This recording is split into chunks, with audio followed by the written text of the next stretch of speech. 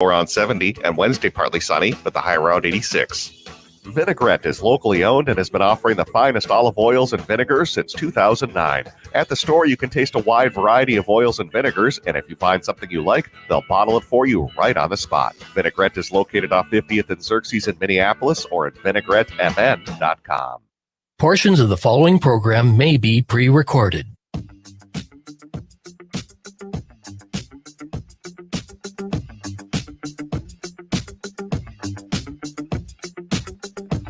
Broadcasting live on the Civic Media Radio Network. It's the Matt McNeil Show for your Tuesday. Good to be with you. Matt and Patrick here today. Along the network for the 3 o'clock hour and the 4 o'clock hour, I've got a candidate for the Hennepin County Attorney's race, Paul Ostro, going to join us. Patrick Cooligan is going to join us. He's got a fantastic story, which we're going to talk about the story a little bit here in the 3 o'clock hour here before we get to his interview with Brett coming up here in the 4 o'clock hour. Good to be with you today. Patrick, I need to make an apology, man, to you. Yesterday was your birthday. It was. How old, may I ask? I turned 32 yesterday. Sweet Lord, you're a zygote. You were born 20 years after me. I feel old. Actually, 21. That's great. There's enough to age that someone was born the day after I was born could get, was legal age to drink before you were born. That's disturbing. Happy birthday. I'm sorry I missed it yesterday. Do you have anything fun planned this week? I mean, were you out of town this weekend or anything, or just working? I wasn't. I was tied up. I did a lot of work over the weekend and yesterday, but this coming weekend, I might put something together. We'll see what's happening. You hear that, everyone? Party at Patrick's place. All right. Sounds great. I like a wide variety of hors d'oeuvres. Who said you were invited? Well, it wouldn't be the first time I crashed a party. When am I ever invited? That's the real question here. Happy birthday, my friend. You do a fantastic job here. And this show is I enjoy doing my work because of you and Brett, and I love being here. So happy birthday to you. I'm glad you're 32, my friend, and hopefully we'll celebrate many more here together. Okay. Thank you. I appreciate it. Hey, the Hoover Dam's not doing well. Did you see the video footage of the explosion? Yeah, that was kind of scary. They were reporting on the news a transformer blew. That's why the fire started. Was it Optimus Prime? No, I'm just joking. I will say this. Okay, I have seen transformers blow before because of lightning and stuff like that. I've never seen one go up like that, because that acted like it was a bomb.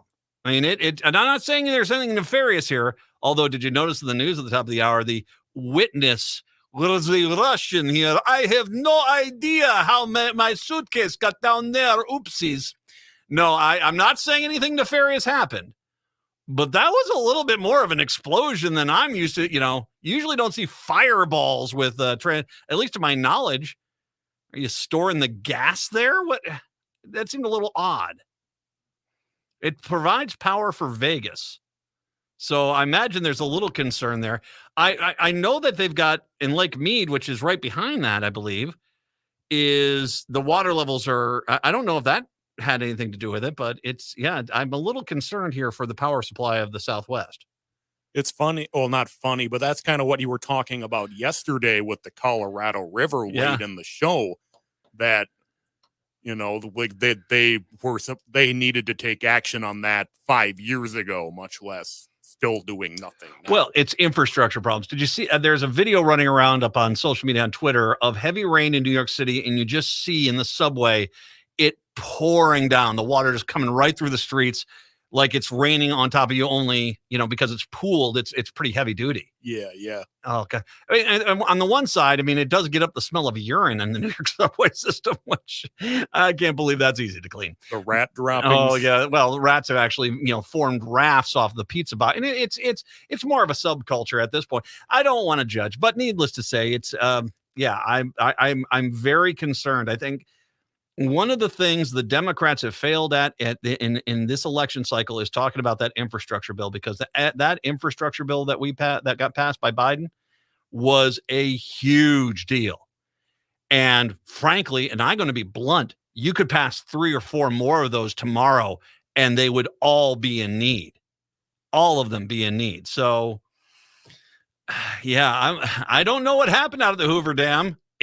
I'll take you at your word that it was just a transformer blowing up, but if you know what I mean, it looked like a transformer blowing up there. Oh, give me a Mark Wahlberg sighting down there. Those were disturbing movies. 952-946-6205. 952-946-6205. I want to continue a little bit of a discussion on the issue of Roe v. Wade being overturned. And Patrick, just give me a heads up when you're ready to play the audio that we've got there. Okay, give me a thumbs up whenever you're ready to do that. Maybe we'll tell you what. Maybe we'll save that for the next segment. Okay, maybe we'll do that just because I'm looking at the time here. I want to make sure we get the whole thing in. We had a big rally up here in St. Paul on this weekend, and there were quite a few speakers. Yesterday, we played Minnesota House Rep 5 District, Ilhan Omar, in her very good speech. She, by the way, was arrested today. Yes, I know she was. What had happened is they were out at the Supreme Court. She has been arrested in Washington, D.C. According to reports from various sources, an event was being held outside the U.S. Capitol to protest the United States Supreme Court's overturning of Roe v. Wade. Omar was expected to attend along with other Democratic congressional members. The U.S. Capitol Police confirmed that 34 arrests were made for crowding, obstructing, and intimidating, including 16 members of Congress. Capitol Police said on Twitter that protesters were starting to block First Street Northeast, and that is against the law to block traffic. So officers were there. Were there to give out 3 standard warnings before making arrests. What is it, freaking Beetlejuice? 3 warnings. It's unknown at what time Omar was specifically arrested. The Congresswoman represents District 5 in Minnesota, and said on social media last week, "I won't back down to defend the reproductive rights and the right to body autonomy." You've got a fight going on. And I want to tell Democrats in Wisconsin, Minnesota, Michigan, Illinois, wherever you're listening to us right now. I want to talk to you because this is the issue. Now, I want to step back for a quick second before I get more into this and say that as a guy who sits and reads the news intensively a lot, I like reading news. I like being informed. I read from a wide variety of news sources, from the BBC to even occasionally Fox News. But I do. I read across the spectrum. I read local news, national news, international news. I try to be well informed. One of the things I have noticed, and it was, for me, the first sign of this was a few years back, 2014, election cycle 2014. We had, of course, a crisis in America that we, of course, since then have never come across anything close to it. That was, ready for it? Ready? Ebola! That's right. Remember that? Ebola. I think there was like 3 cases in the United States. We had, at that point, Republicans were using that issue to try to scare voters. And so there were demands for additional hospital staff, for vaccination clinics, for quarantine zones, masks everywhere. That's back when Republicans actually gave a rat's caboose about public health. Good times. Anywho. The thing I noticed about that was the day after the election, and I think it was the day of the election, what had been a news story which had controlled the entire news narrative for months disappeared. It was gone. It didn't even exist anymore. It didn't. It was gone. I called up, I used to do TV traffic here in town for the local Fox TV station, which is nothing like the Fox News guys. They're actually pretty good. I worked with the morning crew over there, Tom and Alex and Keith, and they're very nice. And I contacted Alex, who's a fantastic newswoman, and I said to Alex Kendall, hey, Alex, what happened here? Where did the story go? I have no idea. It's not there. I mean, we're covering the election today, but there's no auxiliary, no news feeds. No one's talking about Ebola anymore. And that's when I first came to grips with the fact that the media, whether intentionally or not, is being controlled to drive a very conservative narrative, because the people that benefited from that Ebola story were Republicans. This morning, I'm scouring the news, and the trends, national, local, this was what you saw, was Democrats, even though 60 to 70% of the country want Roe v. Wade to stay legal, Democrats are going to have a hard sell come November. What? Really? What was even more obnoxious is that if you look at the polling numbers for people for the political position of no exceptions ever, including in rape, incest, in the life of the mother, no exemptions for abortion at all, that polls between 5 and 10, most of the time around 6 or 7. That is a fringe mentality in this country, an extreme fringe. But I saw 3 stories, 1 local, 2 national, that basically said, they're staying with us, but hey, you got to admire their grit. Really? The way that it was being painted was these Republicans that were out there supporting an issue that was really fringe, was, oh gosh, they've got gumption and spirit. Meanwhile, the Democrats, who have an issue that the vast majority of us agree with, well, it was, they better not even try to campaign on that. They'll never win. And the reality is that what I think you're seeing is the media themselves have been so corrupted to push forward conservative talking points and narratives that they don't even see it anymore. And part of their goal, too, is let's make sure we understand this. It's money. They don't want an election which is wildly out of sync, where one side's going to win. They need to keep these elections close. More on this when I come back. It's the Matt McNeil Show on a Tuesday. Considering replacing your vacuum? What do you do with the old one? Throw it in the garage? Worse yet, throw it in the garbage? How about trade it in and save? A1 Vacuum in Roseville has been around forever, and they take trade-ins. When you trade in your old vacuum, you save. So if it's time to replace that old clunker headed for the garage or landfill, bring it into A1 Vacuum in Roseville. You can find A1 Vacuum at a-1vacuum.com or call 651-222-6316. I'm Candy Brothel, publisher of the Twin Cities edition of Natural Awakenings magazine and host of Green Tea Conversations, a new show for people who are on a journey to take responsibility for their health and play a more active role in their family's well-being. Join me every Sunday at 10 a.m. as I interview local experts who share the latest in natural holistic approaches in a fun and informative way. So grab a cup of tea and join the conversation as we awaken to natural health.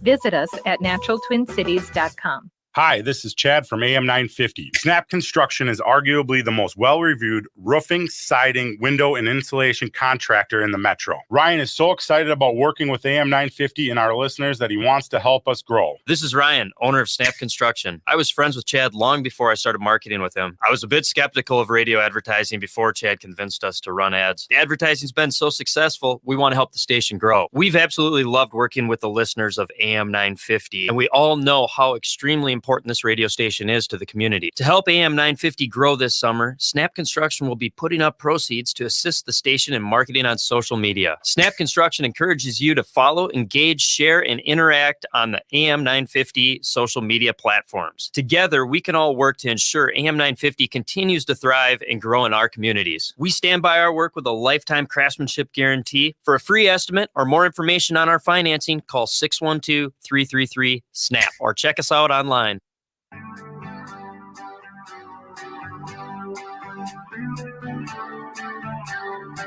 I see you calling.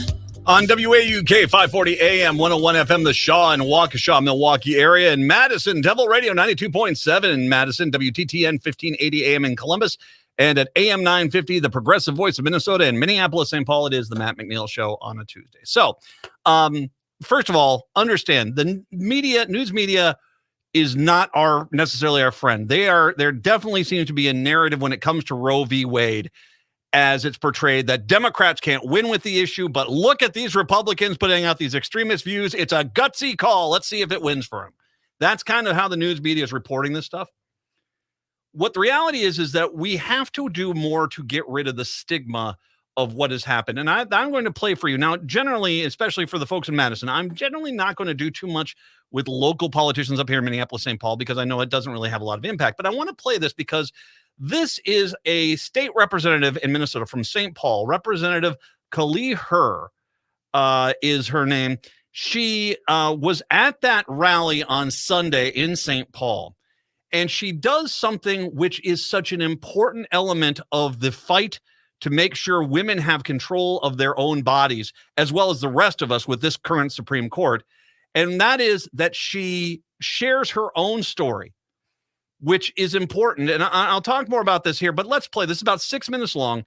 And I think it's an important lesson that even though this is a local politician up here, it's this, I think we need to have more discussions and more people talking about this to take away the stigma of this, as well as also to prevent people from going through this life-changing moment by themselves. Here is Representative Kali Herr.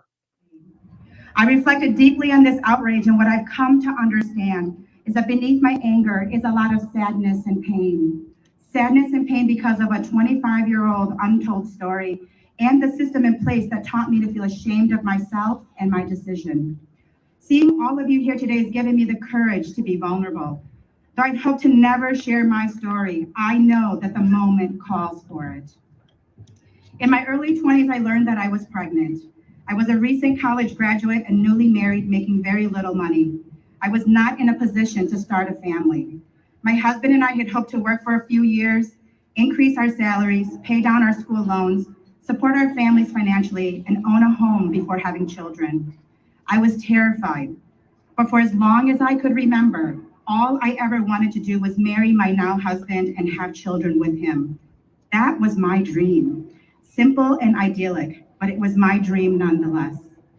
A few weeks into my pregnancy, I started spotting. I went in to see my primary care physician, and in that very short visit, she told me I had an ectopic pregnancy, stated she was sorry, and exited the exam room. I was not provided with options or what to do. Because I wasn't provided with any information, I found my way to a facility I thought could help me.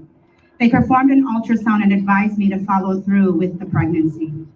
I later came to learn that that facility was not a medical provider, but a crisis pregnancy center. Something inside of me told me to keep searching for options. I found my way to an abortion clinic where medically trained professionals talked me through my situation, what an ectopic pregnancy was, and provided me with options. I sought counsel from numerous faith leaders for guidance. I agonized and wept over the choices in front of me. I eventually came to believe that I needed to end the pregnancy. And I cried, and then I cried some more, and I cried until the moment of the procedure. Right this, after the D&C, I was relieved. I carried the guilt of my decision until very recently. The shame one carries because the system we must navigate is intentionally set up so that we cannot share our experiences, process with others, or grieve the loss. It took decades for me to completely understand what an ectopic pregnancy was and the risk to my own life. Once I was able to reconcile that there was really nothing I could have done except for to end the pregnancy, I still felt incredibly alone because I was carrying this burden by myself. But today, I no longer carry that shame and loneliness. I cannot sit by and allow a system to exist where my two daughters have less rights to their bodies and options for their reproductive care than I did. That's right. My ancestors did not fight a secret war and escape communism only for me to end up in a country that would eventually take away my right to make decisions for my own body. I will be damned if I sit by and not fight as hard for the future of all women and people with uteruses. The challenges before us are great, and there is much at risk. Today, we are still fighting for equal rights for women. We prevent age-appropriate sex education, and we impose Christian values and how this informs sex and pregnancy. We deny women and BIPOC people equal pay for equal work. We refuse to implement systems where everyone has the right to affordable health care. We reduce safety net programs that help struggling families. We won't invest in high quality and affordable childcare. And we ignore the housing crisis and the important role this plays in raising a family. We stack the odds against anyone wanting to start a family, and then when someone says they cannot bring a child into this world, we now will force them to complete their pregnancy.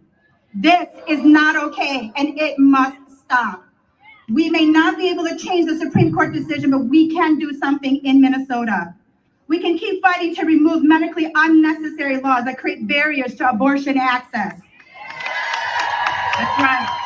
We can ensure that women who travel to Minnesota to obtain an abortion have the resources they need. We can protect patients and providers from out-of-state attacks and overreach into our state. One sure way to do all of this is we must elect a pro-choice DFL majority. That's right. We need to hold the House and flip the Senate. You can help by voting in your primaries, volunteering on a campaign, door knocking, and giving financially to candidates. Specifically, I want you to support districts where we must hold or flip those seats. Candidates in one of these seats, please raise your hand so that people can see who you are. Raise your hand so that you can get volunteers to help you. That's right. I ask all of you to fight like our future depends on it, because it truly does. We must be relentless. On our watch, we let a GOP Congress refuse to confirm Supreme Court justices during Obama's administration. We allowed an extremist president to appoint conservative justices. We watched why those justices lied about the belief that Roe did not need to be codified because it was the law of the land. We will not be fooled that overturning Roe was the end goal. We know that it is just the beginning of the personhood movement by ultra-conservatives. Overturning Roe opened the door to also strike down other landmark cases that provided rights to marginalized groups such as BIPOC and LGBT plus individuals. Not on our watch. All right, and there you go. That's Representative Kali Her speaking out there in a very powerful speech that she had. And once again, I do know for the people that are listening outside of Minneapolis, St. Paul, that that's, we're talking a little bit, it's a little local there, but the reality is what she said is very important. Now, really quick, before I go into the break here, Ogama Ganu Ikwe from Native Roots Radio. She is the journalist that got us that. Ogama, thank you very much. And if you're not listening to Native Roots Radio on these networks, it's fantastic show, 6 o'clock hour. We'll take a break. Come on back. Matt McNeil right here on the Civic Media Radio Network. This is David from The David Pakman Show, where we expose the Hatriots, liars, and Trumpists. Weekdays at 2 p.m. on AM 950, the progressive voice of Minnesota. No matter if you're eating out or cooking something at home, eatlocalminnesota.com has you covered with a list of locally owned restaurants and food purveyors. Locally owned Vinaigrette has been offering the finest olive oil and vinegar since 2009. Reintroduce yourself to all the many flavors by tasting before you buy. From darker white balsamic to cold-pressed extra virgin olive oil from all over the world, there is something for everyone. Vinaigrette, located at 50th and Xerxes in Minneapolis, or at vinaigrettemn.com. The Park Tavern is your go-to destination for fun. Enjoy the fantastic food like their pizzas, burgers, and sandwiches, the best bowling in Minnesota, their wildly popular outdoor patio, great drink specials, all the big games on their numerous screens, and it's the perfect place for your next private event, even large gatherings for over 200. The Park Tavern is your go-to destination for everyone. Have fun at the Park Tavern, Louisiana Avenue, north of Highway 7 in St. Louis Park. Hi, I'm Scott Shambot from Shambot Family Dentistry. We're the fear-free, shame-free dental office. If you're having a dental emergency, we'll try and get you in the same day you call because we don't like to see anyone in pain. And we'll help you get through every appointment in the most pain-free way possible. As my daughter Rachel says, if you don't see my dad, please see another dentist. Take care of your teeth because they're the only ones you get. Shamblat Family Dentistry in Hopkins and St. Paul. Find them online at shamblatfamilydentistry.com or call 1-800-FIX-MY-TEETH.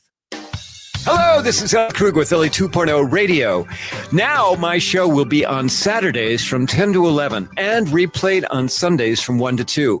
You will get to the best of Ellie 2.0 with talking about idealism with guests who come in and who are idealistic, who are trying to change the world. And you will get me, Super Idealist. Tune in. We can't wait to hear from you. And you'll hear from me Saturdays from 10 to 11. Summer is going fast, but Next Chapter Booksellers has everything you need to keep up with your summer reading. From the hottest new titles to timeless classics, Next Chapter Booksellers has something for any taste, and their friendly staff are great at making recommendations for the perfect summer read for you or your loved ones. Plus, Next Chapter Booksellers has a wide variety of puzzles and games for those rainy days. So keep up with your summer reading at Next Chapter Booksellers off Snelling and Grand in St. Paul. More at nextchapterbooksellers.com. Hey, it's Patrick for Zero Res. Hot July days are best enjoyed with family and friends at the backyard barbecue with your favorite summer foods. But before you know it, you've got those sticky pop spills and barbecue stains all over the place. Lucky for you, Zero Res can get those sweet sticky messes out of your home with no problem. Zero Res has your back on carpet, tile, area rug, and upholstery cleanings, and their experienced technicians know the best care for each of the unique surfaces in your home. And don't forget about your air ducts. If they're dirty, your indoor air quality suffers.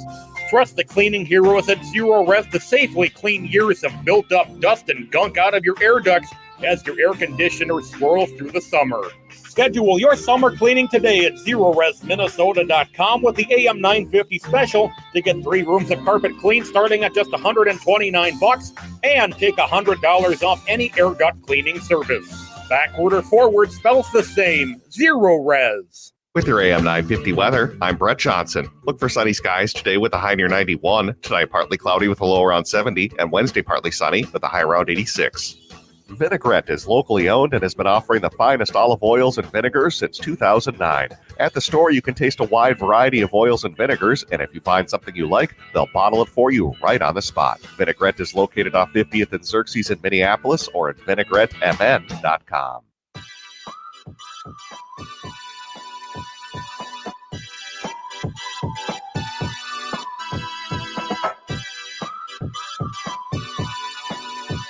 On the Civic Media Radio Network, it's the Matt McNeil Show. 952-946-6205, 952-946-6205. Once again, thank you very much to Ogumaganu Ikwe from Native Roots Radio, fantastic journalist who got me the audio from Representative Kali Herr's speech.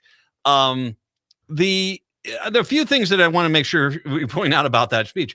One is the crisis center. Now, I want to make sure we understand what exactly happened there when she went to the non-medical center, the people that are basically just these are centers that are disguised as, helping, but the reality is their only goal is to get you to not have an abortion. And they won't give you all the information. And as a matter of fact, one of the things which I think is pretty important is that her pregnancy could have killed her. Her pregnancy could have killed her. And the mentality of the religious crisis pregnancy center was, oh, good luck. It reminds me of in the Birdcage when Nathan Lane, just basically said, let them go down with the ship. And you're like, what?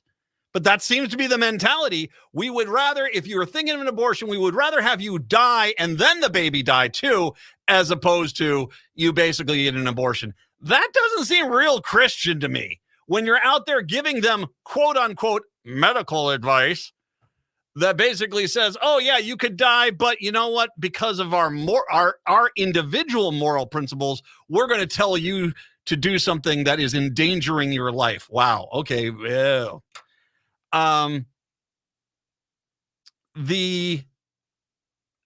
think the point that I talked about earlier as well with the representative was sharing these stories. It's incredibly painful. It is. It's incredibly painful. But to a point, that has been the benefit that the anti-choice people have had, is that people are not willing to necessarily talk about this, what happened to them. And so because of that, it doesn't seem like, oh, well, we're not really, doing anything. If we heard more stories about it, maybe this wouldn't be such a deal. So her sharing her story and the fact that the people grieve and people are trying to process, and they have to do this by themselves. I think we need to stop that and make sure that people have the support that they do have. And I think part of the key here is get out to help, because you need to get out there and help wherever you're at in these campaigns, because this is the issue that turns, slightly R-leaning districts into Democratic districts. The Republicans can't help themselves. I'll give you a great example here.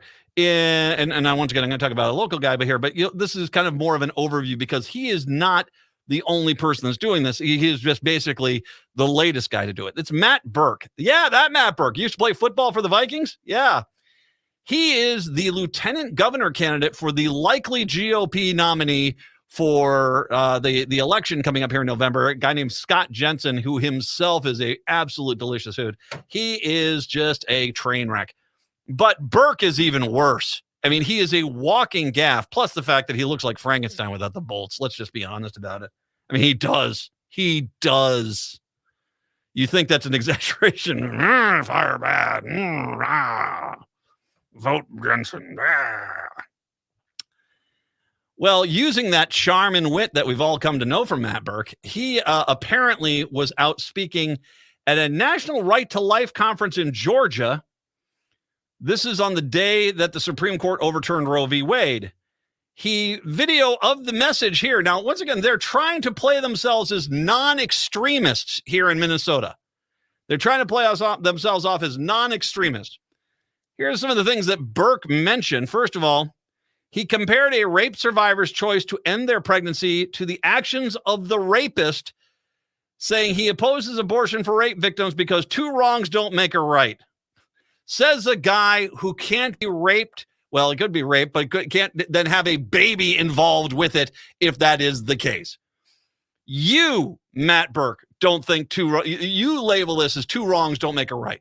The reality is you're re-victimizing the rape victims by basically then telling them what they have to do because of Jesus. Jesus wants you to suffer longer. That's just God's way.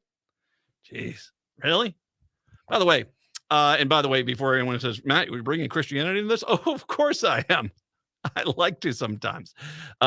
Disclaimer, you do or don't do whatever it is you do or don't want to do. I'm a Christian. Genesis 2:9. Life begins at breath. And in Numbers, boy, I don't know if you've read Numbers 5, but God sort of gives Moses directions there on how to give an abortion. Yeah, that's a part of the old Bible you like to skip on past a little bit. That and the whole Gospel of Matthew, feeding the hungry, taking care of the sick, all that stuff. All the Republicans hate that chapter. But just if you want to go read Numbers, it's an interesting book. But hey, heaven forbid the Bible get in the way of Christians, huh? Burke said the culture promotes abortions by telling women they should have careers. What? Matt Burke says that because women are having careers, that by telling women they should have a career, that encourages a culture that promotes abortion. Now, coming up here in the 4:00 hour locally, I'm going to be talking with Patrick Cooligan, who is a writer for Minnesota Reformer. He's put out the story today. He actually makes this point, at least here in the state of Minnesota. It's unclear from the video clip what the relationship between the culture promoting abortion and promoting women in the workforce. What is clear, if women stopped working, Minnesota's economy would collapse. Just before the pandemic, women made up 51.5% of the Minnesota labor force. So is Matt Burke saying that no woman should be in the workforce? Yeah, the chickie poos need to stay in the kitchen and make me some breakfast. Give me a beer. That's what the chickie poos need to do. Is that what you're saying, Matt? Because that seems really stupid and misogynistic and just generally jackassery. How about I say it like that? Yeah. Good luck in November, Matt. Also, he said that pro-choice advocates like to use the rape card. Okay. Burke. The people that like to use the rape card are rapists. You basically trying to say people that say, look at a 10-year-old victim of rape and say, no, you probably shouldn't have to carry that baby to term, just for many reasons, including the health of your own body, the fact that you've been victimized. There are many reasons why you shouldn't. To sit there and say, well, you're no better than the rapist. Screw you, Og. Seriously. And then he inexplicably compared abortion to slavery. Wow. You see, this is an old tactic of Republicans. And Hitler, the rapist, slavery, Idi Amin, vampires. It's like vampires. They'll use anything they can. 9/11. They'll just try to, if they have to scare you into believing them, which is pretty much the standard way for Republicans today. Their point doesn't make any sense. So this is where they're at.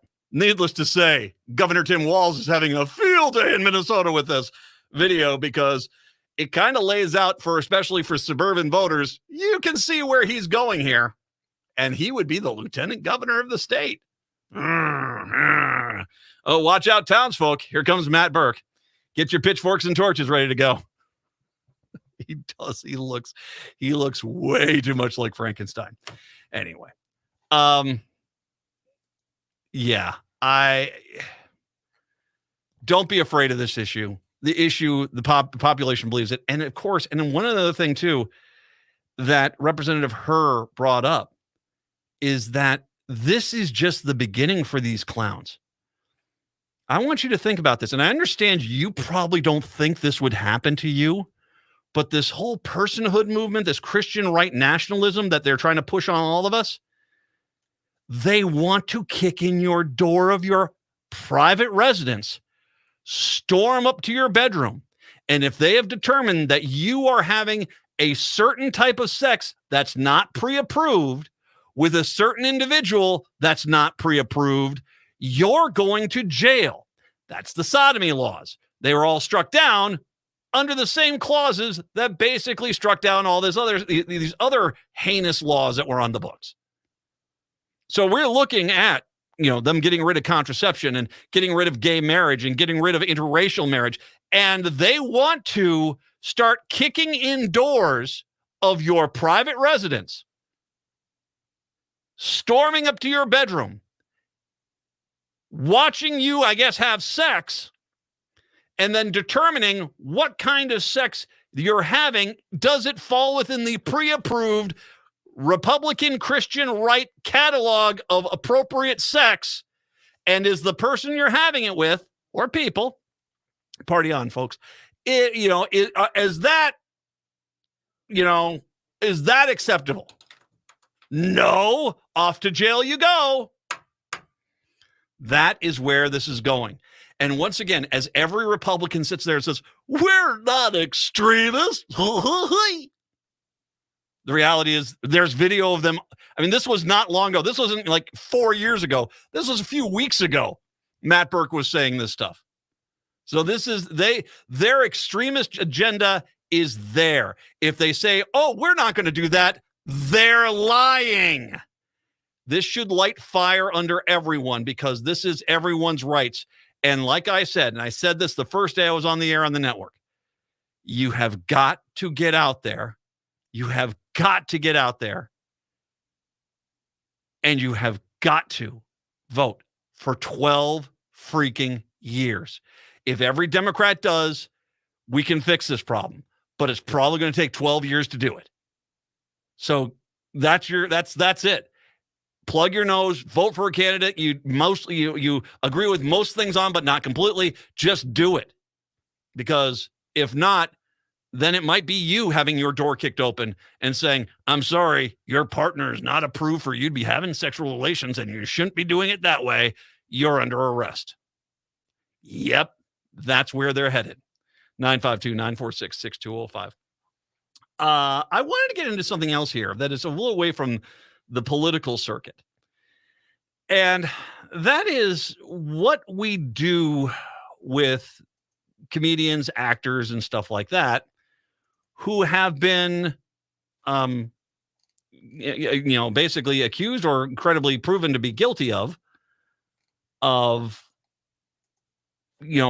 inappropriate behavior. I was reading the story of Armie Hammer. He was an actor out there. He did a few different things. And he is currently, I guess, because he got outed for, sexual inappropriate behavior. He is now, I guess, selling timeshares in the Cayman Islands or something like that.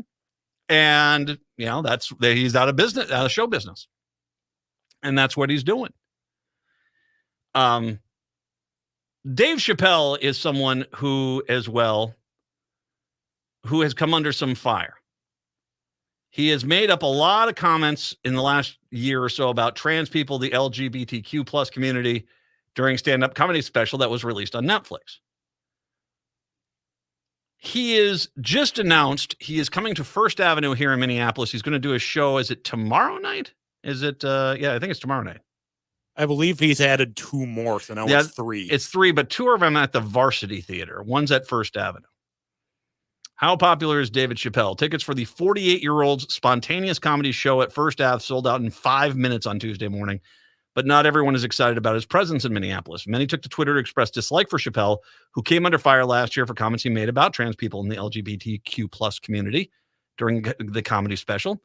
Read those comments. You're platforming someone who is deliberately choosing to target trans people at a specific historical moment in which those actual people's lives are in actual danger, even more than usual. The context matters, or at least it should, an activist wrote in the response to First Ave's announcement. Another person responded to First Avenue by saying transphobia is not comedy, it's violence, and First Avenue is either a safe space for trans people or it's not. Chappelle argues that most people who are angry with him are the ones who only hear the sound bites and are opposed to the whole sets. He says the target of his jokes are not gay or trans people, but white people who, and insinuates the jokes are retaliatory for the way that queer white people still oppress black people. I never had a problem with transgender people. If you look at what I'm trying to say, my problem has always been with white people.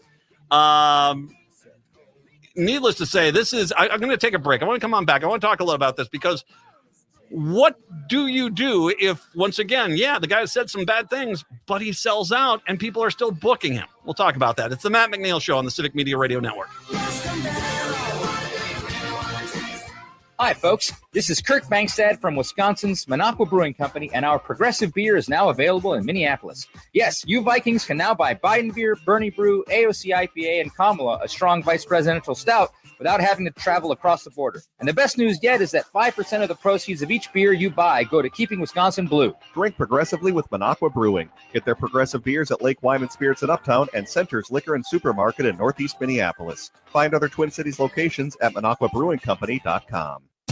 Crooner's Supper Club is back after an exciting renovation. Enjoy a delicious dinner, fabulous cocktails, and music from top-name local and national artists in the newly renovated Crooners, with its new dining room and bar, Maggie's Lounge, expanded seating in the main stage, and updated COVID safety measures. Located just north of 694 off Highway 65. Make your next night out with Crooner's Supper Club, a little piece of old-school nightlife in the 21st century. More at croonersmn.com. Matt McNeil here. I've said it before. I will always drive a Toyota Sienna. In my mind, it's the best vehicle available. Whether I'm driving across town or across the country, there's no vehicle that makes long drives easier. The Toyota Sienna is the most comfortable car I've ever driven. Roomy, space for the whole family, even though the kids have gotten bigger. And I can even fit all of our luggage, bikes, and fishing gear in the back. Easy. I stand by Toyotas. They're great vehicles, and the only place I'll buy one is Rudy Luther Toyota, 5 miles west of Minneapolis on 394. Do you believe in ghosts? Ever wondered if aliens from other planets visit the Earth? Have you ever thought about whether Bigfoot is real? My name is Greg Bakken, and on my new show, Ghostbox Radio, we'll have these conversations about the paranormal, ufology, Bigfoot, or just the unusual, bringing together guests who are experts in these fields. Join me every Sunday at 4 p.m. for Ghostbox Radio with Greg Bakken on AM 950, even if you're a skeptic.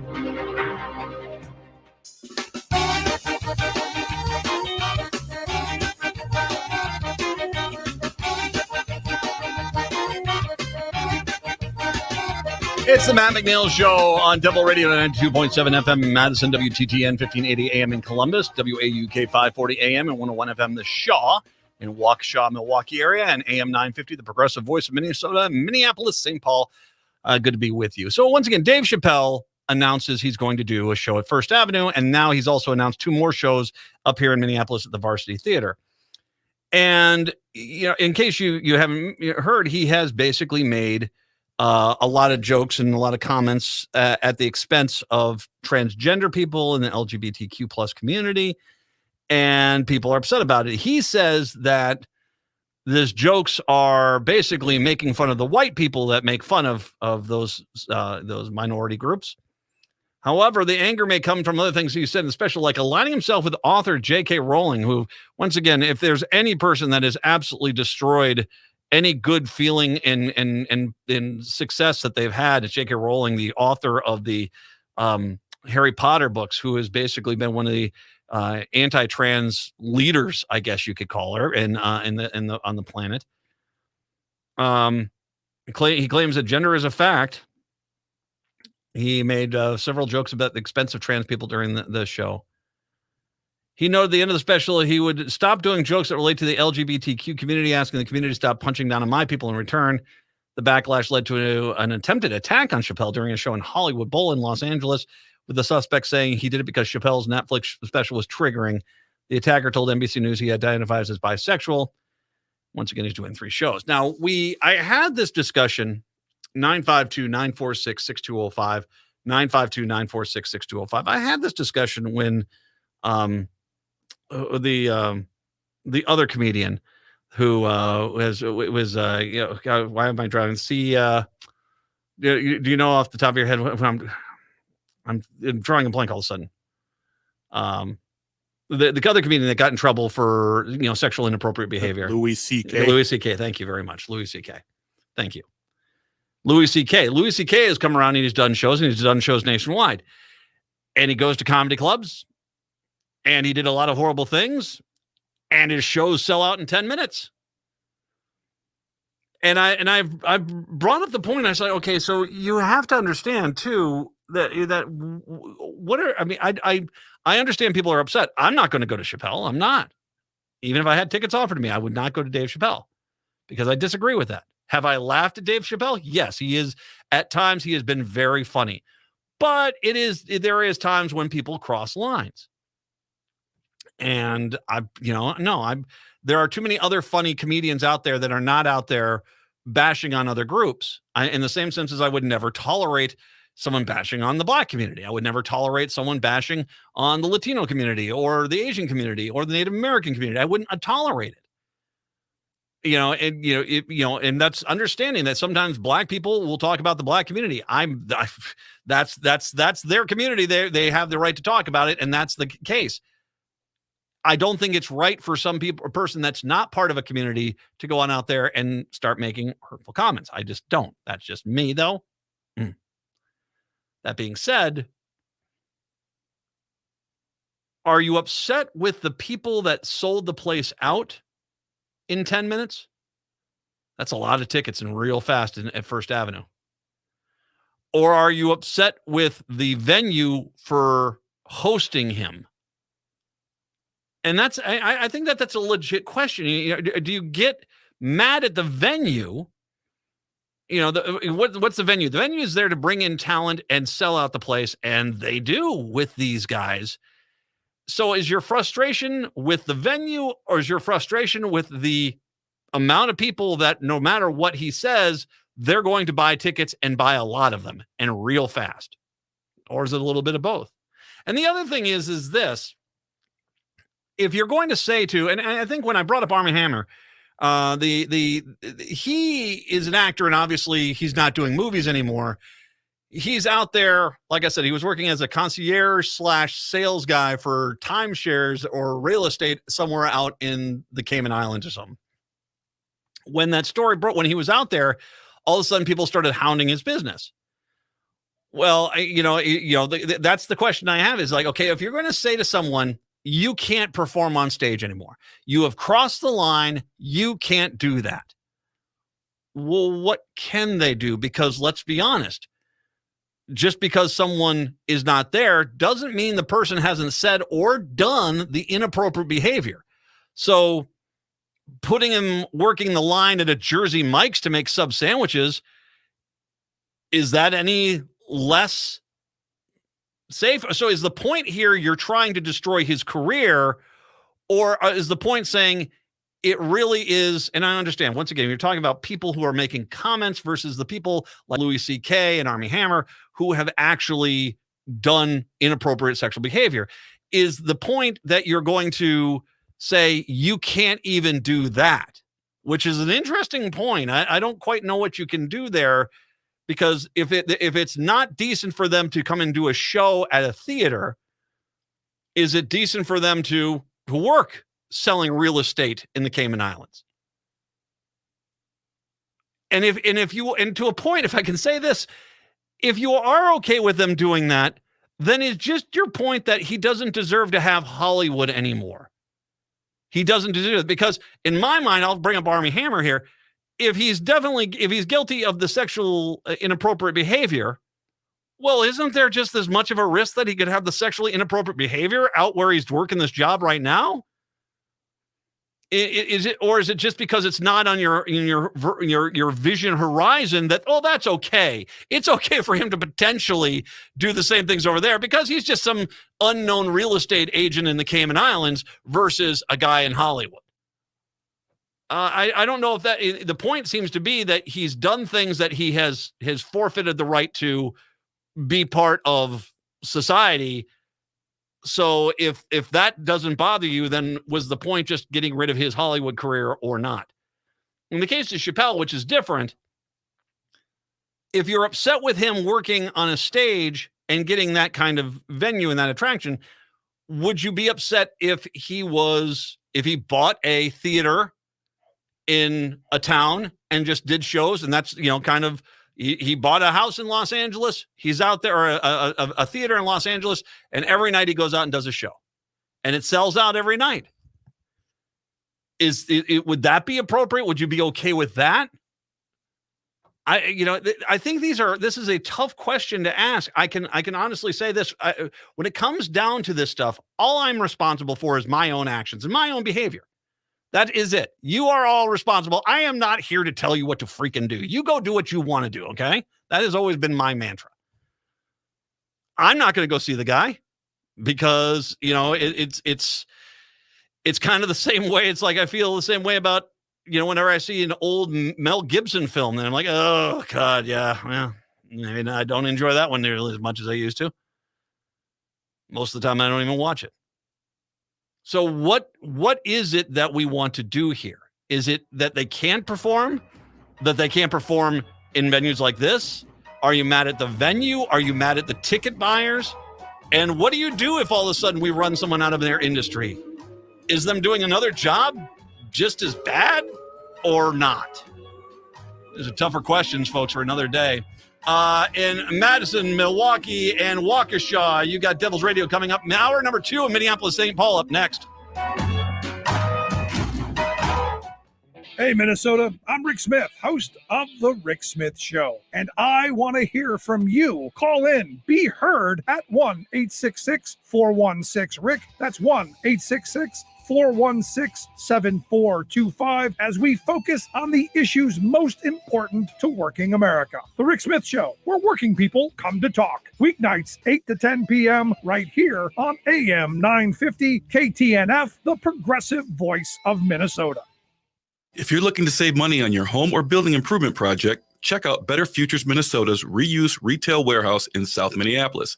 We carry salvage building materials such as cabinetry, flooring, plumbing fixtures, appliances, lighting, and more, saving you money and saving the planet by keeping these items out of the landfill, by giving them another life. Selections change daily, and we also take donations.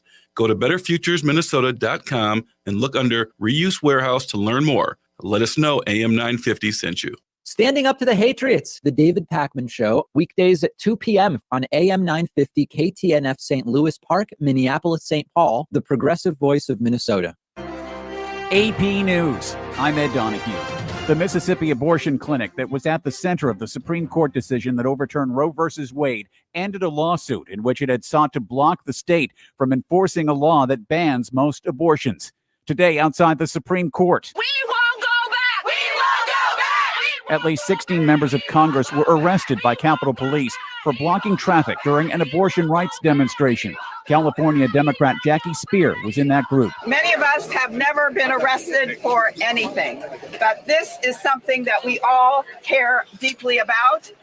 We will do whatever is necessary to protect people and their bodies. The lawmakers were expected to be fined and released. Stocks ended the day with big gains. Here's the AP's Lisa Dwyer. Wall Street rallied to its best day in 3 weeks as more reports pour in on how much profit companies made during the spring. The S&P 500 rose 2.8% after a powerful tide carried 99% of the stocks in the index upward. The Dow added 2.4% and the Nasdaq rose 3.1%. The chair of the House committee investigating the Capitol riot, Benny Thompson, says he tested positive for the coronavirus. The committee's next hearing is Thursday night.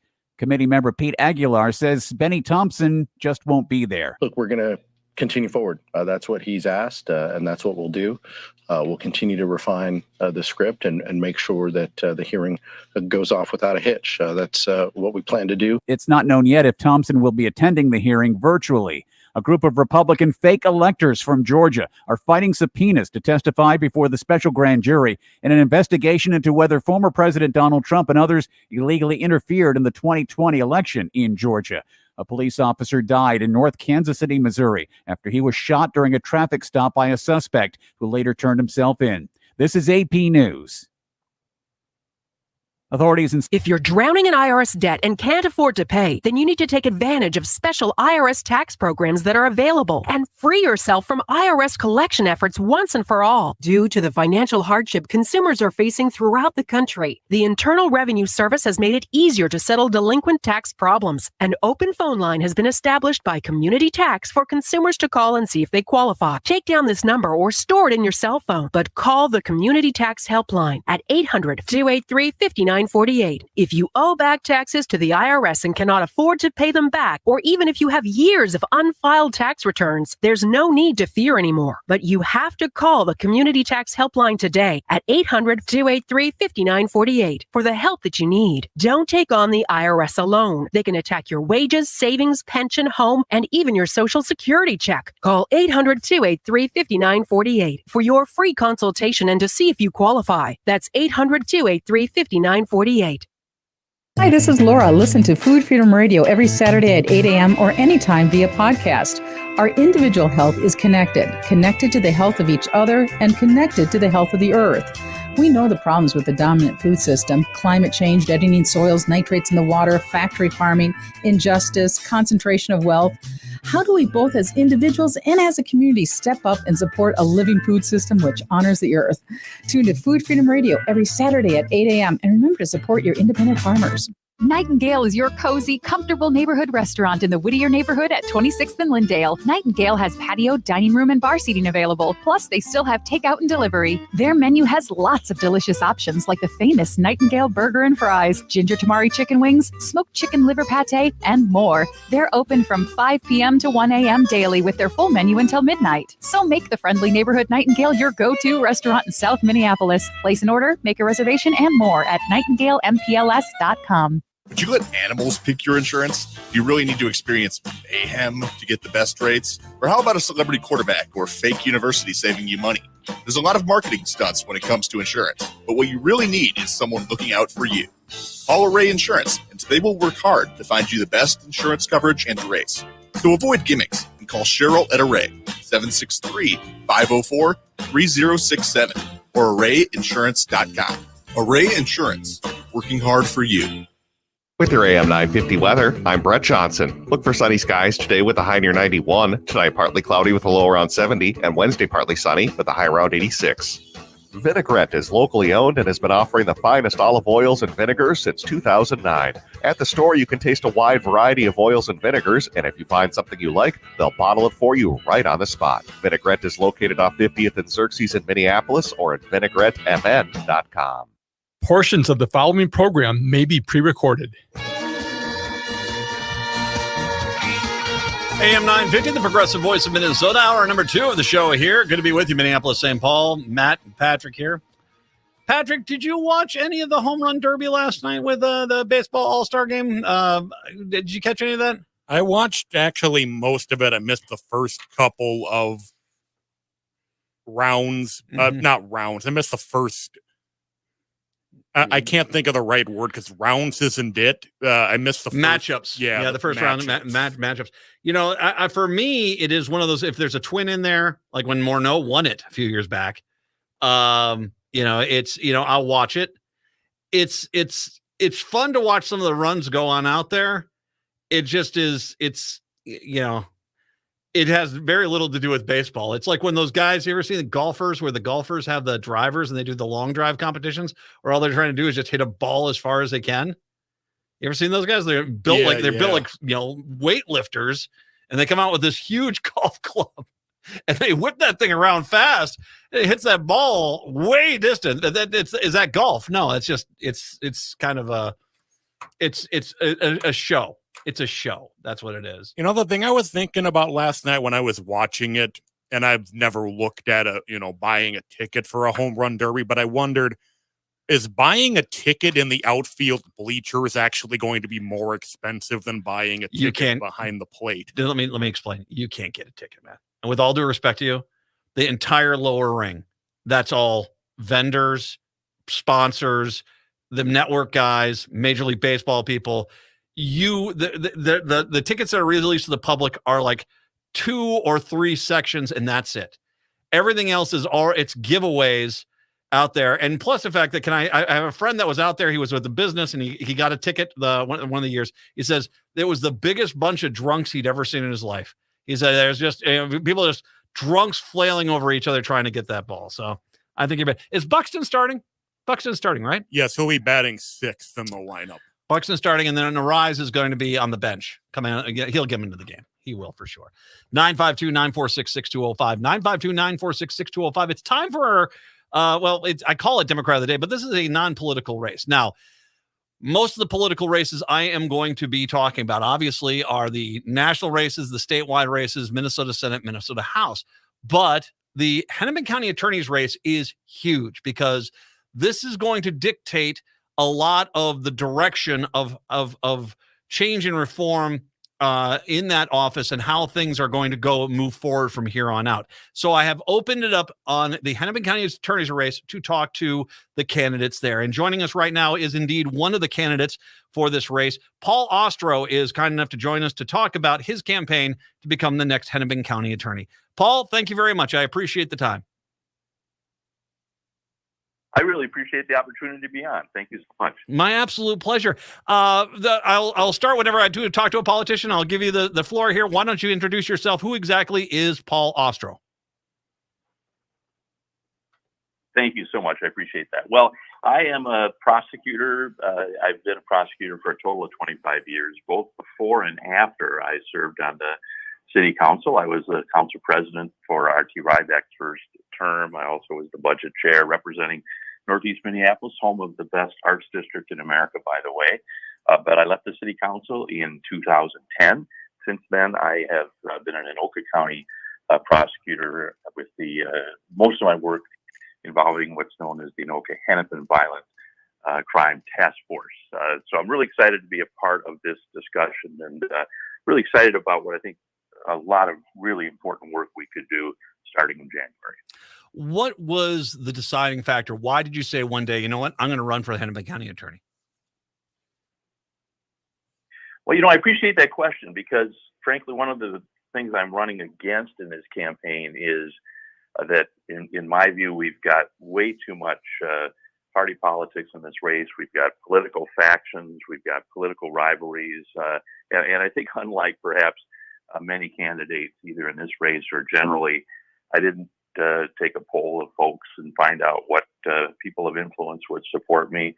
I really truly believe that the approach I have, which is a nonpartisan problem-solving approach to this office, is what is so desperately needed. And at the end of the day, I'm excited about doing the work because I think we can make tremendous progress on public safety, but I think we can also make tremendous progress on regaining the trust of so many in the criminal justice system as well. Your website, and it's paulostroforhennepin.com, I believe. your website, you break down, you have a 10-point plan. Why don't you take some time here and go through some of your plan here and what you would like to achieve if you do become the Hennepin County Attorney? Great. Well, thank you for that. First of all, let me say that the folks that are causing the biggest problems with public safety is a relatively small number of those that the criminal justice system comes into contact with. But unfortunately, that relatively small number of people have really upset the feeling of personal security that people have. And the number one issue, really, in my view, on that is what I call catch and release. And we're not here talking about low-level offenders. We're talking about repeat offenders, violent offenders who are not being held quickly accountable for probation violations and repeat offenses, and they're going right back out on the streets. It's also true of some of our violent juveniles, frankly, who we now do not have the proper place to place those juveniles who are a threat to both themselves and to others. With the closing of some of the facilities several years ago, which was a major mistake, so too many of the juveniles involved in the most violent offenses are being released right back out of the street. I've also been someone who's really pushed for tackling the fentanyl epidemic, which is killing twice as many people as guns. Unfortunately, from the work I do, I know there are people that are profiting off of selling this poison and killing our kids. We've got to get a handle on that.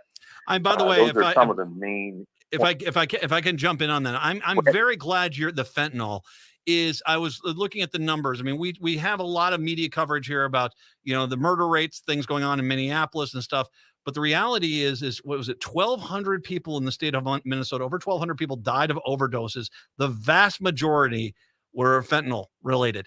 And I think that we have to understand that this is a massive epidemic that needs to be immediately addressed. And you're right. I mean, these pills are flowing into Minnesota. There has to be a more focus, I think, on that, because we just can't be losing 1,000 people in Minnesota every year to drug overdoses. No question about it. And there've been a few points in the last several years where, as someone who is associated with the DFL pretty much my entire adult life, I've been somewhat stunned of what's happened at the legislature. And frankly, one of the things that stunned me at the legislature is when the DFL House refused to take up a very common sense bill, which would have simply made the penalties for trafficking fentanyl the same as they are for heroin. As you probably well know, fentanyl is 50 times more dangerous than heroin. So, one might say that as a lifelong Democrat, I hate to ever agree with the Republicans, but that's not even just agreeing with Republicans, because the Senate passed that bill 62-5 last year. So that's only a part of the puzzle. There's also need to work with the U.S. Attorney's Office. There's a need for a national effort. I think we should look really hard at making fentanyl a Schedule I controlled substance. But this really is an epidemic that's incredibly killing people, even more than gun violence right now. Another part of your 10-point plan, and Paul Ostro is joining us right now, talking about his campaign to be Hennepin County Attorney. One of your other 10 points here I want to talk a little bit about is getting stolen and illegal firearms off the streets. Couldn't agree with you more. That's the case. The problem that you run into there is that as much as, and I'll call on a political side, as much as conservatives and pro-gun people are lament crime in Minnesota and Minneapolis, I should say, the reality is when you start suggesting we're going to start rounding up these firearms and getting them off the streets, they're also the first people to say, oh no, you can't do that. And so talk a little bit about your plan there to address the stolen illegal firearms that are on the streets. Well, there's several pieces to it. I think for one, that we should have more severe penalties for unlawful possession of an assault weapon, as one example. A pretty low-level offense now for someone to have an assault weapon without a permit, for example, in a public place. It's a fairly low-level offense to transfer that kind of a weapon to somebody. I would argue that nobody needs these weapons, but if we're not able to prohibit them, we really ought to ramp up the penalties for those. There are all sorts of things we can do working with our federal partners. And one of the things I've heard from law enforcement and some ride-alongs I've been doing There are parts of Minneapolis, even downtown Minneapolis, that you can literally look inside of a car in a parking lot, and you can see a weapon just sitting there. That's how flagrant it's become. And these assault weapons, the use of those in Minneapolis has gone up about 900% in the last year. So much of the focus, of course, has been on these horrific mass shootings, but the reality is these weapons are now badly in common currency among, unfortunately, some of the most violent offenders. Some of what I bring to this as a nonpartisan candidate, I do that as a matter of principle because of the nature of the office is I can, frankly, go to the legislature, and the Hennepin County Attorney, frankly, is probably the leading voice as far as being a prosecutor in the state of Minnesota, and I can go to that body not wearing a partisan hat, and I think advocate across the aisle. I realize how incredibly challenging that is these days, but I do think that would provide some advantages to me in lobbying the legislature for what we really need to do. It's an interesting position. Hennepin County Attorney's got a real interesting spot to be in because on one side, it's undeniable. We've got carjackings out there, street racing going on. You've got a lot of people out there that are, kind of, and some of these are low level offenses, some of them larger offenses. There is a crime element that needs to be addressed, but at the same time, we clearly are in a very new age where we have seen very up close police misconduct in the streets of Minneapolis, killing George Floyd. We have the no-knock warrant situation that was used and a person that was in their right to be in their own house was gunned down.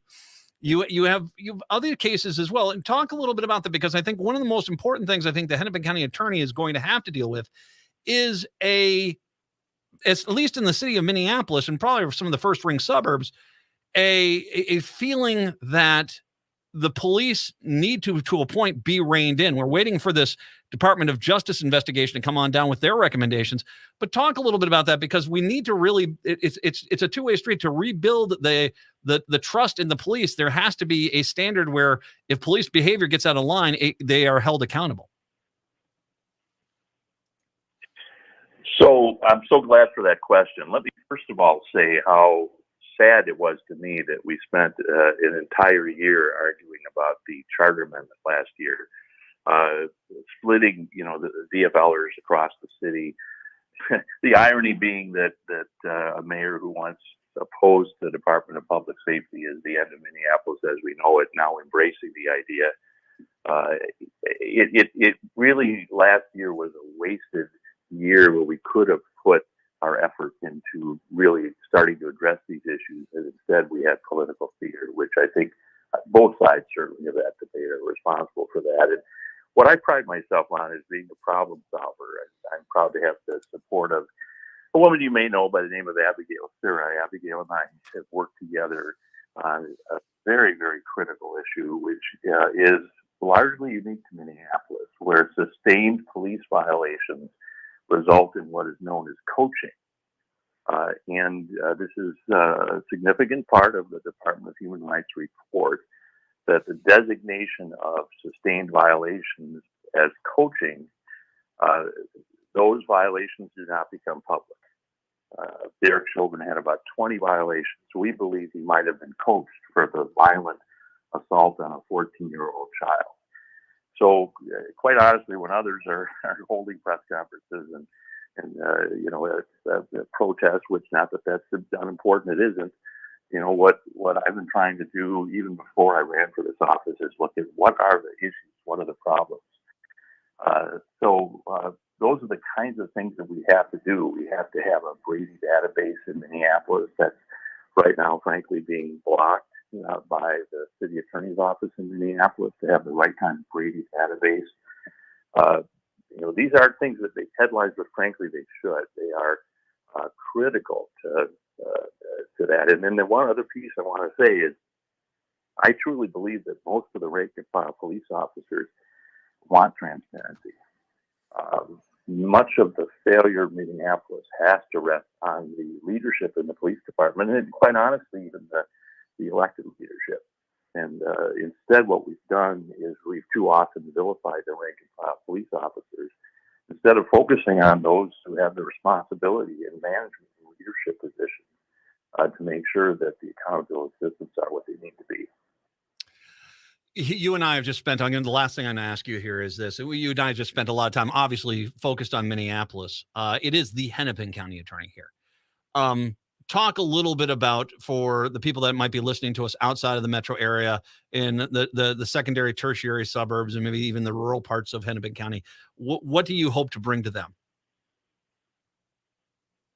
Well, I appreciate that question, because actually, although my political life was as a council member in Minneapolis, my professional life as a prosecutor has been representing suburban communities, either city attorneys or as a county attorney. And so what I really aim to do is to make sure that we have more unity between the suburbs and the city. I think anyone that lives anywhere in Hennepin County, Mayor Rybeck and I used to talk about Minneapolis being the second hometown. There's a vested interest that everybody has that lives in Hennepin County in the success of Minneapolis. But beyond that, the importance of running as a nonpartisan candidate and someone that's really going to try to unify law enforcement and community, unify different parts of the county that have different political perspectives. I really think that's so desperately the leadership we need. We don't need any more fights between various factions and parties. We got to roll up our sleeves. And I do think that at least 70 to 80% of the spectrum, political spectrum, wants to hold violent criminals accountable, but they also need we need to make the criminal justice system work better. There's all sorts of room for agreement and progress if we just put our warring factions aside and roll up our sleeves and get to work. I want to, and once again, an informed public makes the decisions that the public wants to make, and that's the key here. I've already had one of the other candidates on. I'm going to encourage all the rest of the candidates to come on the air to talk about the Hennepin County Attorney's race.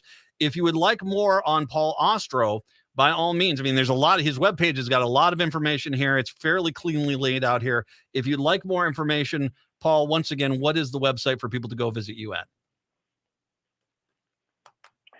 The website is ostroforhennepin.com, and I know we're out of time, but please take a look also at the Transparency Solution, which is, we think, a really important initiative that will create a video center where we have live stream body cameras. So we really do believe this is a campaign of substance, and hope that folks will check that website out.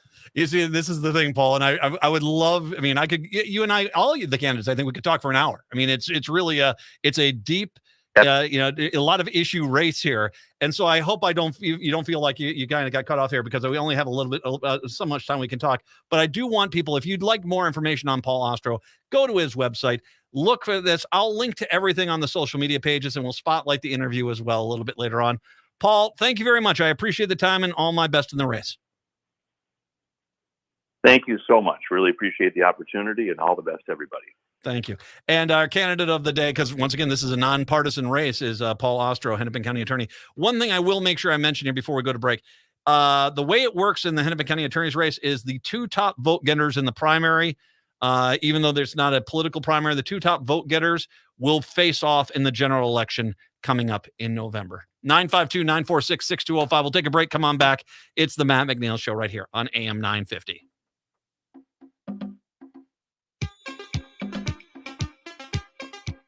Hi, my name is Frank Brown, owner of Minuteman Press Uptown. As the only minority-owned union printing company in Minnesota, I believe in giving back to the community and standing up for social justice. At Minuteman Press Uptown, we understand Black Lives Matter and know love is love. We're active in the Twin Cities fighting for racial, social, and economic justice. We believe our employees are vital to our success. That's why we pay above living wages with benefits. This is Chad, owner of AM 950. Yes, we choose Minuteman Press Uptown because they share our progressive values.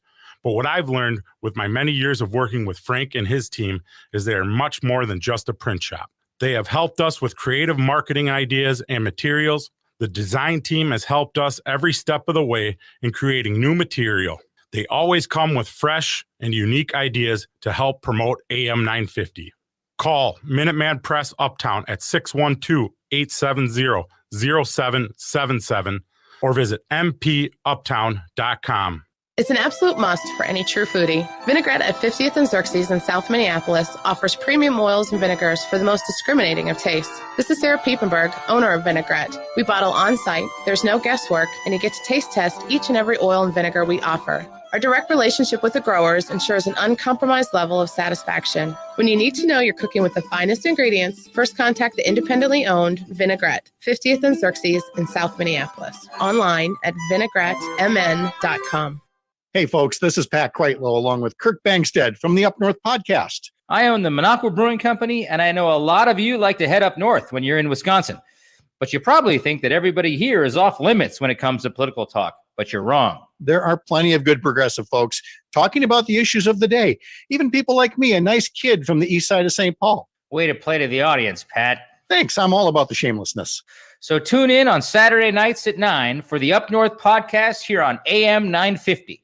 Hi, I'm Scott Shamblat from Shamblat Family Dentistry. We're the fear-free, shame-free dental office. We know dental anxiety and dental phobia are real. We'll take the time to get to know you and give you what you need to be comfortable at all times. We offer free nitrous oxide laughing gas and have high-tech options to help you feel calm and relaxed during your appointments. We'll help you get through every appointment in the most pain-free way possible. If you're having a dental emergency, we'll try and get you in the same day you call because we don't like to see anyone in pain. As my daughter Rachel says, if you don't see my dad, please see another dentist. Take care of your teeth because they're the only ones you get. This is Chad, owner of AM 950.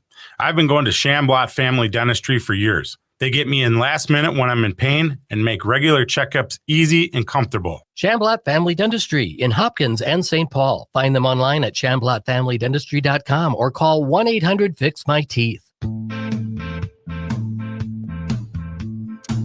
That race is actually, I got to be honest with you. I mean, I'm fascinated by how in the hell the Republicans ended up with that lineup of trash statewide candidates for all the offices. They're all just damaged.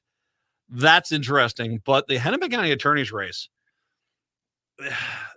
there is going to be an interesting, that office is going to have to change. It is definitely going to have to change. And I highly encourage everyone in Hennepin County, and I mean, in any county attorney's race, for goodness sakes, you should know who your county attorney candidates are. But you should take the time to figure out who is standing for what they're standing for. You know, there is this interesting dance the Hennepin County attorneys candidates have to do where there's undeniably a crime issue. Undeniably. As there is in any major city. It's not far worse. It's not far better. It's just, that's what happens. Major cities, you have a lot more condensed people and you have more crime that's out there. But you also have a police department that, and I didn't bring up the Stallings case. I didn't have time. I didn't want to, I mean, he was on with me for a while there. We should remind her about the Stallings case. That was the guy that the SWAT team didn't identify themselves, opened fire. He'd returned fire thinking it was racists that were out there to attack him. And then they beat him senseless in the street. And it should be noted that they tried to prosecute him and he was found to be not guilty because the body cam footage clearly showed that he hadn't done anything wrong. That it was the police that had done it. But it wasn't just the police that were behind that prosecution. It was the Hennepin County Attorney's Office as well, who, even though they knew he was innocent, they were still trying to get him to plea to an 8-year deal for doing nothing wrong. There's got to be some major change here. You cannot any longer in the city of Minneapolis. And like I said, when this federal investigation comes down the line, holy God, I can't even comprehend what they're going to come back with. And they're going to have some teeth to make some real major changes in that police department. People do want to see crime addressed, but the people of Minneapolis want to make sure that the Hennepin County attorney is not just a rubber stamp for the Minneapolis Police Department.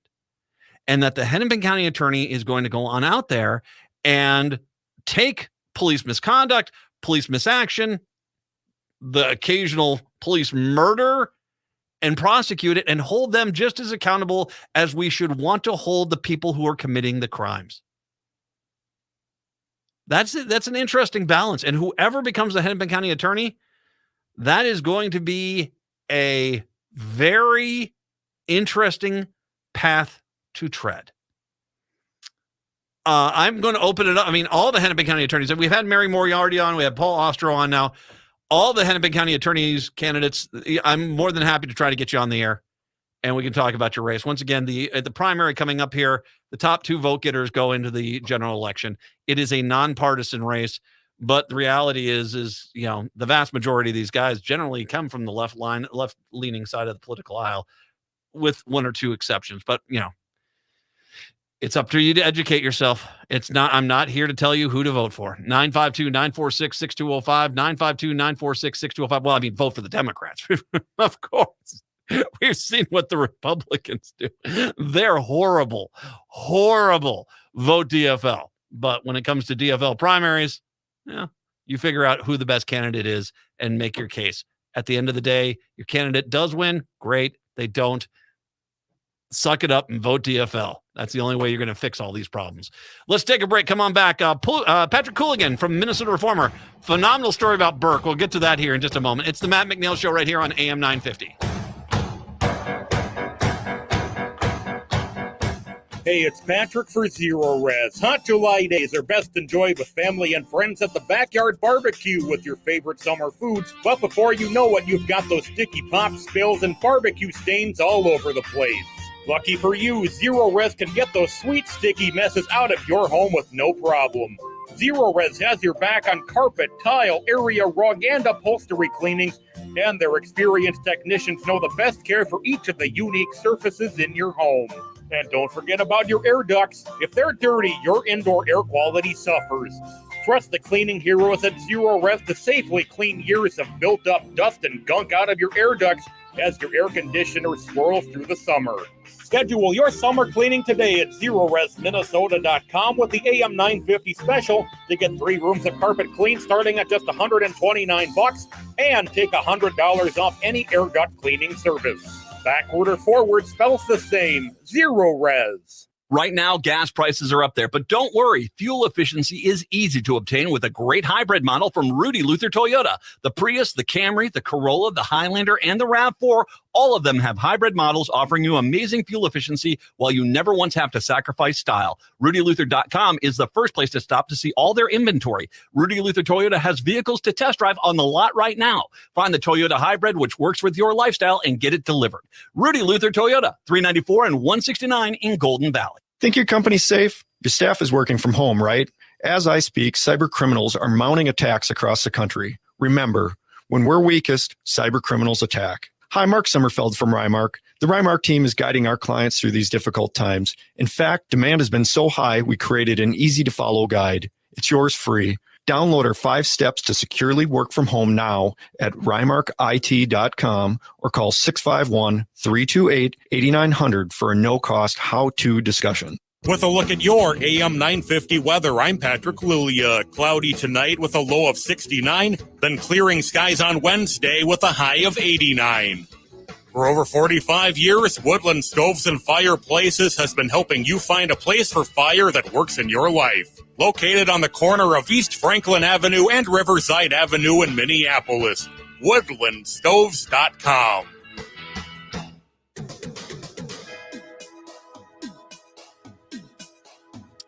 AM 950, the progressive voice of Minnesota. It's the Matt McNeil Show. Have you ever seen, Brett's joining us in studio, Patrick, Brett, Matt here. Have you ever seen a worse lineup of statewide race candidates than the Republicans have put forward this year? For a party that's supposed to have a red wave, they're still trying their best to seize defeat from the jaws of victory. I mean, these candidates are not good at all. You are absolutely... Crockett, the anti-Semitic video, the Secretary of State, who doesn't seem to understand how you vote in Minnesota, wants to be the head of the elections. And she had an anti-Semitic video, and she after today's story, which we're about to talk about with Cooligan, she might not be the worst one on that ticket. That is amazing. You got Schultz, the AG candidate, who's on the record. He's part of that far right organization that basically says, force women to have babies. I don't care if they're going to die, sort of thing. Didn't that organization that he was part of say that there has never been a legitimate reason, a health reason for a woman to get an abortion? I think that was the case. Pretty brutal if that's the case. I think that was what he said. There's the guy that makes up all the stories because it's nothing. We don't have that song. We don't have we don't have the CSI Miami. Yeah, because he likes to exaggerate a little bit and take things and make them extreme. You have him, but man, pound for pound, there's a reason why Michael Broadcorp, who's a Republican, has said, I can't believe they put that's going to be our ticket. Jensen's going to be our ticket. Well, at least for AG, there's a reasonable candidate running in Doug Wardlow.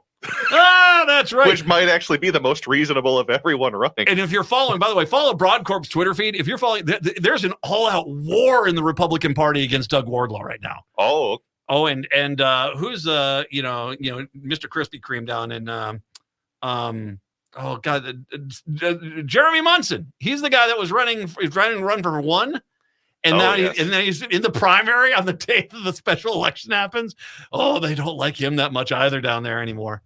Oh, God, I have never seen a cavalcade of disgust as bad as this. This truly is manna from heaven. So let's we do have to get to Cooligan here. The reason why we're talking about this is there's video that's arised of Matt Burke, the lieutenant governor candidate, Frankenstein, as I've liked to refer to him, Og, as I've also liked to refer to him. He apparently was having a little speech out there, and he said some things that I don't think are going to resonate with suburban voters. Yeah, and it's important to point out with this speech, and we bring this up in the interview with Patrick Cooligan, this isn't something where we're pulling audio from like 8 or 10 years ago at some obscure forum that wasn't supposed to be videotaped. This took place about a month ago on the day Roe v. Wade was overturned. He was giving this speech at this anti-abortion conference. I don't want to give anything away, but we have to give a round of applause to Mr. Cooligan here, because in the story here, he talks about, because one of the things Burke says is that, women having careers is kind of a contributor to abortion. And he points out, well, if you're sending all the women from the workforce home, that's 51.5% of Minnesota's workforce. So, well, that will completely cavitate the economy. Good luck with that. Wow. Not a stance I would make if you're trying to look as the non-extremist party. Yeah, when you have Scott Jensen trying to say, oh, I'm actually a moderate. I support all these exceptions for allowing people to have abortion. And then you get Matt Burke making those comments a month ago. I'd play the Death Star, the Empire Strikes Back music against the guy. But the reality is that, hey, at least the Empire had some organization. That campaign's a freaking mess. All right, so it is Patrick Cooligan. Yeah. We'll be talking with him about the comments with Matt Burke, a little bit on Tyler Kistner and his campaign finance troubles, as well as hemp legalization in Minnesota and how Governor Walz visited a facility in Waconia earlier this week, after we get through the Republican controversy, of course, that we'll be spending a big portion of the interview on. If Matt Burke and Jensen were in charge of the Death Star, how long before Burke starts looking into the laser killer, the moon, the planet destroying laser? Is that working in there? Let me take a look down in there. Don't do that. Stop that. That's a bad thing. And put a railing there. Some geeks just went crazy for that line. All right. It's Brett Johnson with Patrick Cooligan right here on AM 950. AM 950, the progressive voice of Minnesota. Brett Johnson with you here on a Tuesday afternoon. And as usual on Tuesdays, we're joined by Patrick Cooligan, who is the editor-in-chief of the Minnesota Reformer. Make sure you check them out for the latest in Minnesota news and politics over at minnesotareformer.com. Again, minnesotareformer.com. Patrick, welcome back to the show. Good to have you on. Always good to be here. Yeah, I want to talk about, start things off talking about a couple of articles that you have been reporting on. And let's start off in the 2nd Congressional District, where the incumbent is DFLer Angie Craig, who is running for re-election against Tyler Kistner, the likely Republican nominee who nearly beat her back in 2020. Now, the latest in this race is that Kistner, who again is challenging Craig, has not filed a required financial disclosure report with the House clerk, despite a deadline of 2 months ago back in May. So tell us a little bit about what exactly this is that Kistner missed, and what is his campaign saying as in terms of why this was missed, because that's 2 months late now. They're missing this financial disclosure deadline. Right. The House clerk collects these disclosure forms and makes them public. And the reason they're so important is we want to know a person's financial entanglements if and when they get elected to Congress, so we can be sure that they're acting in the people's interest and not their own personal interests. He is late on it. His campaign told me that the paperwork has been completed but not turned in, and they expected it to be filed quickly. This was the end of last week. My comment was that there's some dog running around with a full belly with Tyler Kistner's financial disclosure form, because I didn't really, the excuse seemed kind of lame to me. And the reason this is an issue for Kistner is because we already have some questions about his own personal financial situation. In November, the Star Tribune reported that he had reimbursed himself almost $7,000 for mileage. It was between April 20th and early July of last year. And if you did the math on that, it's 160 miles per day every day. And I mean, it's a decent sized district, but it's not that large. And it just kind of beggared belief that he would be driving that much every single day. I mean, remember, if there's a day you don't drive, then you have to drive 320 the next day. And in his previous financial disclosure forms, he had reported, I think, something like $28,000 in income from his consulting company. I would like to know more about this consulting company, but $28,000 is not very much.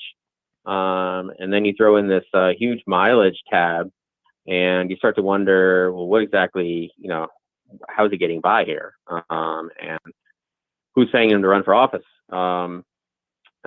So it is an issue, and I think we're all eager to see what it's going to be on his financial disclosure. But as we said, he's late. And it would be one thing if this were the first time he's had an issue with campaign finance disclosures. But as you brought up, he still had an issue with all of this money that he was personally reimbursing himself for with travel. Did we get any information in terms of how those costs were justified? Because again, he would have been having to travel about 160 miles per day to justify that reimbursement, which seems a little unrealistic to me. Yeah, I think he told the Star Tribune that he was busy campaigning.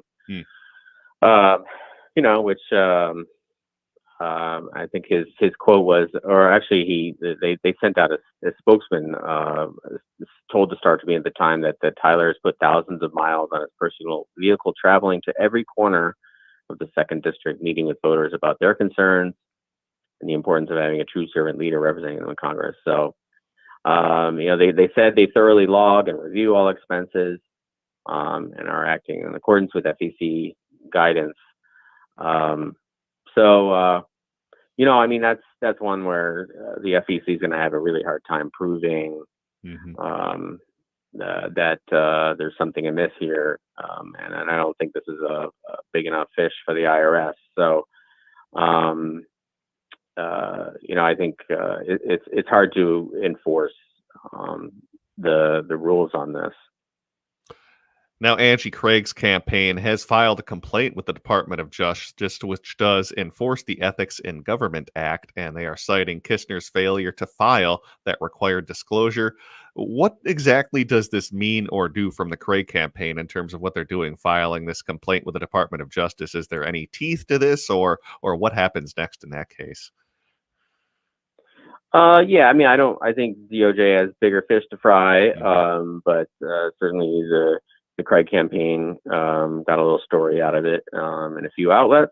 And I think it's important to note that, this is one of the top battlegrounds in the entire country. And I think as Angie Craig goes, so go the Democratic majority in the House, which certainly looks imperiled.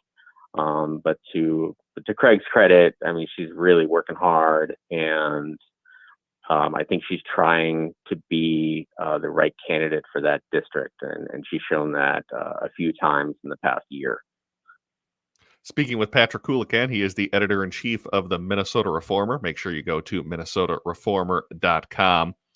Want to talk about Matt Burke now, who, of course, is the running mate of Scott Jensen, who is running for the governor of Minnesota, because some recent video surfaced of Burke speaking at a national anti-abortion group in Georgia back in June, on the same day where the U.S. Supreme Court overturned Roe versus Wade.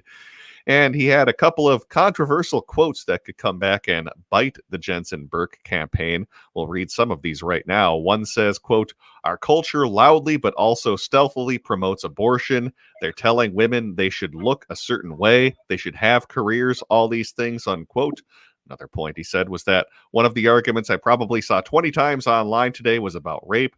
And obviously they always want to go to the rape card. Rape is obviously a horrible thing, but an abortion is not gonna heal the wounds of that, and two wrongs is not gonna make a right. Those are the exact quotes from Matt Burke, among some of the other topics that he addressed back at this national anti-abortion group forum in Georgia in June. So I imagine, Patrick, this is probably not what Scott Jensen was hoping to get out of Matt Burke with this video that was released after Jensen was kind of pivoting on the abortion issue and saying that he would consider exceptions for banning rape in Minnesota for the health of a mother, also for rape and incest. So I imagine this probably not what Jensen was hoping to be getting out of Burke right now in the campaign, is just putting more of these types of issues in the forefront that could portray his ticket as being very extreme on the issue. Yeah, Burke's candidacy so far, I think, has raised a real national need for an investigation of grade inflation at Harvard College, from which Burke is apparently a graduate, but he has a habit of dousing his foot in Tabasco before sticking it squarely in his mouth. But these are things that he believes, I should say, and so I guess you can't blame the guy. These are his principles. A lot of Americans share those principles. But as to your point about Jensen, I mean, I think that's exactly right, where he does not want to make this campaign about abortion. In fact, he said, I think a week or two ago, this election is not about abortion. And, my response says who? Because Roe v. Wade was just overturned, and you better believe it's about abortion for a lot of people and abortion rights. And as you noted, Jensen is trying to wiggle out of the more strident positions he's taken in the past when he was trying to win the Republican endorsement. Now he's secured that endorsement. He's trying to nudge back to the center. But this is not an issue where you can easily fudge where you are. People they want to know. And once you set it, it's hard to escape from it. So I think the problem is that Burke puts Jensen firmly in the anti-abortion camp, and he just keeps reminding voters of Jensen's position and association with Burke, and keeps reminding them of this issue. It's for Jensen, it's a winnable race, but he really needed to try to get the race centered on a couple issues like inflation and crime, and instead, certainly this summer, we've been talking a lot about abortion and sort of the national environment of craziness, for lack of a better word, in the Republican Party. And of course, the Jensen Burke campaign is, if they're going to win the governor's match, and they're going to have to win back some female voters from the suburbs and exurbs, and weird quotes like they're telling women they should look a certain way, they should have careers, all those things. Yeah, just kind of a very weird quote from from Burke back at that forum in Georgia. And one final point on this is that let me say about that. I think it's important to note that before the pandemic, when a lot of women had to leave the workforce, unfortunately, Minnesota's workforce was 51.5% women. Minnesota is just a long time leader in women reaching really the heights of corporate power and and just participating in the workforce. And so it's frankly just ignorant, for lack of a better word, that he doesn't know more about that and doesn't understand that. And yeah, absolutely. I mean, what are you thinking, saying that and realizing that it could become public? Yeah, especially when it was only about a month ago. This isn't something that was just dug out of the archives like 7, 8, or 9 years ago. This was just back in June, on the very same day that the Supreme Court overturned Roe versus Wade. Want to move on to one final piece that you guys are writing about over at the Reformer, and that has to do, of course, with the legalization of Delta 8 and some forms of cannabis in Minnesota. As you guys recently wrote, how Hemp Acres is a company based in Waconia that is now one of the largest cannabis processing facilities in the nation after opening their operation, which is a 37,000 square foot facility, which is in Waconia, which is about 30 miles west of Minneapolis. Governor Tim Walz was there earlier this week highlighting the expansion of hemp with the new law that was passed inadvertently by the state legislature, and we'll probably end up seeing more of these types of facilities with demand sky high, as already this company Hemp Acres is saying, is that they're having trouble keeping up with demand after the legislature legalized THC in some form based on hemp, correct? Right. So this company was very early in the hemp experimentation after the 2014 federal farm bill. I think that the owner was the first licensed processor, and around that time there was a little bit of opening to allow for experimentation with hemp, hemp is actually just cannabis, but it's defined in law kind of arbitrarily as low THC being the chemical that gets people high. And then in 2018, they opened it up much more. And one could argue, as I did in a recent column, that the 2018 federal law is really what would open the floodgates. And you could argue really legalized THC, or at least created this kind of gray market. And now, of course, we've really solidified that legalization, at least in 5 milligram THC edibles and drinks. And so this company was already kind of well positioned because they're already getting off the ground and finding a lot of uses for hemp across industries. And then, of course, this comes along the July 1 THC law, and now we're going to be looking to companies like this to produce a lot of hopefully safe product. And so it's a really fascinating thing. I was surprised that we had such a big hemp processor here, and they see a lot of growth ahead. There is the number of hemp growers has actually strangely declined in the last year. Who knows? Maybe it's pandemic related, but it'll be interesting to see if we see a bigger market or a big more acreage being devoted to hemp. We'll have to see how that develops. Yeah, it's interesting too, as what was noted in the article, that the Midwest actually used to be called the hemp belt of America, and certainly Minnesota was among that. So maybe things could end up changing in the very near future. Also, like the note you had in the newsletter this morning, talking about how, well, when you look at the DFL party and that F stands for farmer within the party, well, maybe this could do something in terms of trying to help DFLers with rural voters and people who possibly live on farms or vote on farming issues. But unfortunately, this facility is not exactly very large compared to, well, the rest of the ag industry we have in Minnesota. But it is kind of interesting note that at least you're seeing the DFL kind of going back to that F portion of DFL. Right. I mean, and I think there's potential there, although the acreage is really quite small, and even what they want to get to, like 10,000 acres, would still be really tiny compared to farms overall. But it also could be lead to younger people.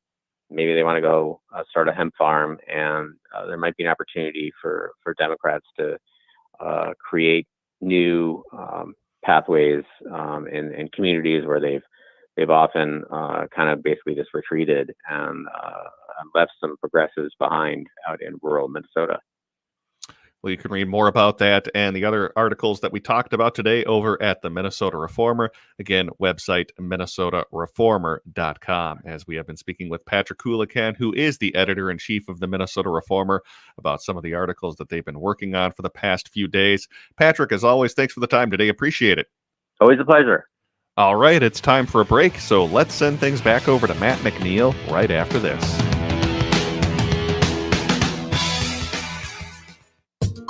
The Park Tavern in St. Louis Park is your summer destination. The patio is amazing, perfect for you and your friends to grab dinner and drinks. Enjoy a game of cornhole while you indulge in the great food. The full Park Tavern menu is available outside. The Park Tavern also has live music on the patio every Tuesday, Wednesday, Thursday, and even some Mondays through the summer. Reservations are highly recommended. And if the weather does turn, the bowling lanes at the Park Tavern are always open and are spectacular. On Louisiana Avenue, north of Highway 7 in St. Louis Park, the perfect summer is waiting for you at the Park Tavern. This is Ross Stadheim, partner at MJSB Employment Justice. At our firm, we specialize in cases where our clients tried to do the right thing by reporting illegal or unethical conduct and were demoted or fired. There are laws in place that protect people like you who tried to do the right thing by reporting a problem retaliated against. At MJSB Employment Justice, we are fearless advocates who will protect your rights and obtain justice, whether it be a Fortune 500 company or something smaller. Be heard. You deserve better. Contact us today at mjsbjustice.com.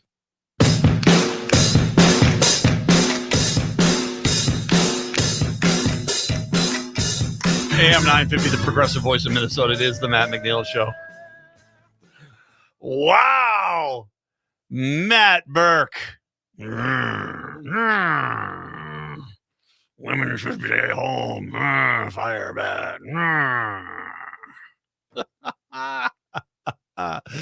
Here, kitty, kitty, kitty, kitty, kitty. Man, dude, what are you doing? Maybe he's okay with women working if they're nuns. Yeah, that's the whole deal. You know, you can go back to your job teaching the kids, having a career there or something like that, but you got to be a nun first, because then you're divine, and that's okay. I don't know. I do not know. But once again, the quote is this: our culture loudly but also stealthily promotes abortion. They're telling women that they should look a certain way, that they should have careers, all these things. So apparently careers lead to abortions. That's apparently what he's thinking. Like I said, and Coulican, bravo. Go get the number saying that women make up 51.5% of the Minnesota labor force. Hey, guess what? That would, let alone, first of all, it's hugely misogynistic, you jackass. But you'd actually completely crash the economy. But or maybe you just, you know, what we'll do is we'll pay the women a lot less. We'll keep that system in place. That way they'll be discouraged from getting a job. You know, they can stay at home, get me a beer, that sort of thing. I don't know what you're doing, dude.